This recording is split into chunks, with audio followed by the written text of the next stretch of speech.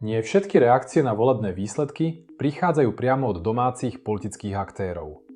Niekedy majú výrazný ohlas aj v zahraničí. Príkladom je aj nedávny list bývalého českého prezidenta Václava Klausa, adresovaný maďarskému premiérovi Viktorovi Orbánovi, ktorý po volebnej porážke vyvolal diskusiu o budúcnosti Európy, suverenite štátov a vzťahu k Európskej únii. Podľa dostupných informácií Klaus reagoval na výsledok volieb v Maďarsku verejným listom, v ktorom vyjadril nielen osobnú podporu Viktorovi Orbánovi, ale aj obavy z ďalšieho smerovania Európy. V úvode svojho vyjadrenia uviedol, že vývoj sledoval s určitými obavami už pred voľbami a že výsledok podľa neho poukazuje na širší problém, ktorý presahuje hranice jednej krajiny.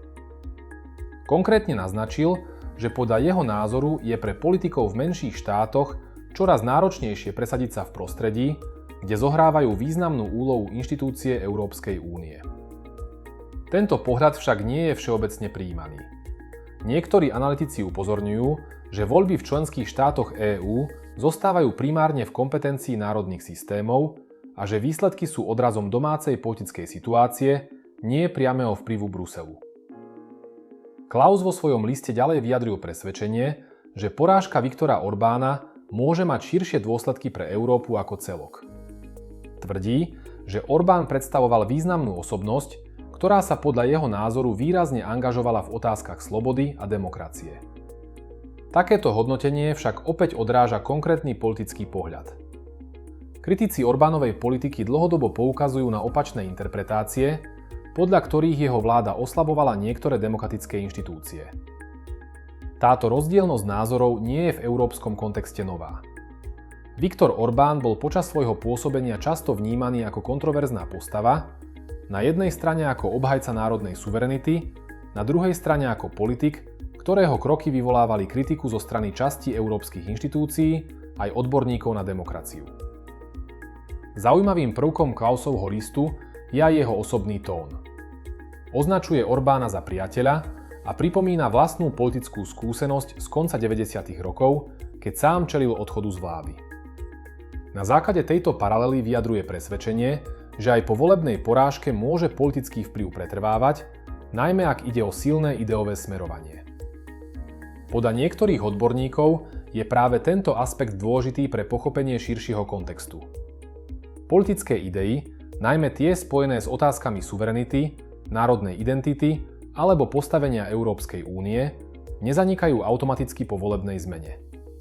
Skôr sa môžu transformovať a pokračovať v inom politickom prostredí, napríklad v opozícii alebo v rámci širších európskych hnutí.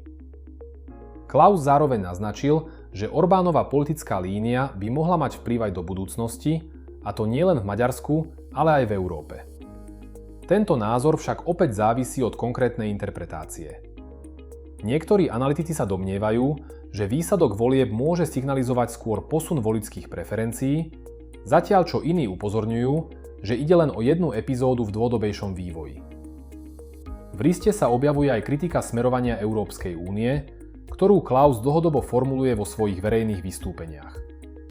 Podľa jeho názoru sa európsky projekt postupne posúva od ekonomickej spolupráce smerom k politickej integrácii, čo považuje za problematické. Tento pohľad má svoje korene v širšej diskusii o budúcnosti EÚ, ktorá prebieha už niekoľko desaťročí. Na druhej strane existuje množstvo názorov, ktoré tento vývoj hodnotia pozitívne a zdôrazňujú výhody úzkej spolupráce medzi členskými štátmi, napríklad v oblasti bezpečnosti, ekonomiky alebo ochrany životného prostredia. Aj v tomto prípade teda ide o spor rôznych vízií, nie o jednoznačne daný fakt. Dôležitým prvkom celej situácie je aj osobný vzťah medzi Klausom a Orbánom, ktorý sa formoval počas rokov spoločných stretnutí a diskusí o európskej politike. Podľa dostupných informácií sa obaja politici opakovane stretávali a zdieľali podobné názory na niektoré kľúčové otázky, najmä pokiaľ ide o suverenitu štátov a kritiku centralizácie v rámci Európskej únie. Ak sa na celú situáciu pozrieme v širšom historickom kontexte, list Václava Klausa nie je len reakciou na konkrétne voľby, ale zapadá do dlhodobej diskusie o smerovaní Európy. Klaus vo svojich vyjadreniach opakovane odkazuje na myšlienky bývalej britskej premiérky Margaret Thatcherovej, ktorá bola známa svojim skeptickým postojom k hĺbšej politickej integrácii Európy. Podľa Klausa sa dnešná Európa postupne posúva smerom, proti ktorému Thatcherová počas svojej politickej kariéry vystupovala. Tento argument však nie je univerzálne prijímaný. Zatiaľ čo niektorí politickí komentátori súhlasia s tým, že Európska únia prešla výraznou transformáciou od svojich pôvodných ekonomických základov, iní poukazujú na to, že tento vývoj bol reakciou na meniace sa globálne podmienky.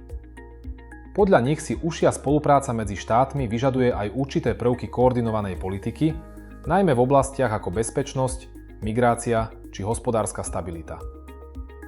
V tejto súvislosti Klaus vyzdvihuje Viktora Orbána ako politika, ktorý sa podľa jeho názoru snažil tento trend spochybňovať a presadzovať väčší dôraz na národnú suverenitu. Opäť však platí, že ide o hodnotenie z určitého ideového pohľadu. Kritici Orbána dlhodobo tvrdia, že jeho politika nebola len o suverenite, ale aj o koncentrácii moci a oslabovaní niektorých kontrolných mechanizmov v štáte. Tieto rozdielne interpretácie ilustrujú, ako odlišne môžu byť rovnaké politické kroky vnímané v závislosti od perspektívy. Zaujímavým momentom je aj zmienka o nových politických iniciatívach na európskej úrovni, ako sú napríklad rôzne konzervatívne alebo euroskeptické platformy, ktoré sa snažia presadzovať podobné tézy ako Orbán či Klaus. Niektorí analytici upozorňujú, že aj keď jednotliví lídri môžu prísť o moc vo svojich krajinách, ich myšlienky môžu naďalej ovplyvňovať politickú diskusiu na širšej úrovni. Na druhej strane existujú aj názory, že výsledok volieb v Maďarsku môže signalizovať určitý posun v náladách voličov. Podľa týchto interpretácií by mohlo ísť o náznak, že časť spoločnosti preferuje odlišný prístup k správe štátu alebo k vzťahu s Európskou úniou. Zatiaľ však nie je jasné, či ide o izolovaný jav alebo o súčasť širšieho trendu. Z pohľadu politickej praxe bude dôležité sledovať, ako sa situácia vyvinie v nasledujúcich mesiacoch. Viktor Orbán podľa všetkého prechádza do opozície, čo predstavuje novú fázu jeho politickej kariéry. Skúsenosti z iných krajín naznačujú, že bývalí lídri môžu zohrávať významnú úlohu aj mimo exekutívy, najmä ak si zachovajú silnú podporu časti voličov. List Václava Klausa tak možno vnímať ako prejav podpory, ale aj ako súčasť širšej ideovej debaty o tom, akým smerom by sa mala Európa uberať. Jeho tvrdenia o možnom zhoršení situácie po Orbánovej porážke predstavujú názor, ktorý zdieľa časť politického spektra, no zároveň existuje aj množstvo opačných pohľadov, ktoré vidia v zmene vlády skôr príležitosť na úpravu existujúceho smerovania. Na záver možno povedať, že reakcia Václava Klausa na volebné výsledky v Maďarsku neodhaľuje len osobný vzťah medzi dvoma politikmi, ale aj hlbšie rozdiely v chápaní demokracie, suverenity a európskej integrácie. Výsledok volieb tak neznamená len zmenu na národnej úrovni, ale stáva sa aj súčasťou širšej diskusie, ktorá presahuje hranice jednej krajiny. Pre ďalší vývoj bude kľúčové sledovať, ako sa tieto rôzne vízie premietnú do konkrétnych politických krokov, či už v Maďarsku, alebo na úrovni Európskej únie. Práve praktická realizácia politických rozhodnutí totiž ukáže, do akej miery sa teoretické predstavy jednotlivých aktérov dokážu pretaviť do fungujúcej reality.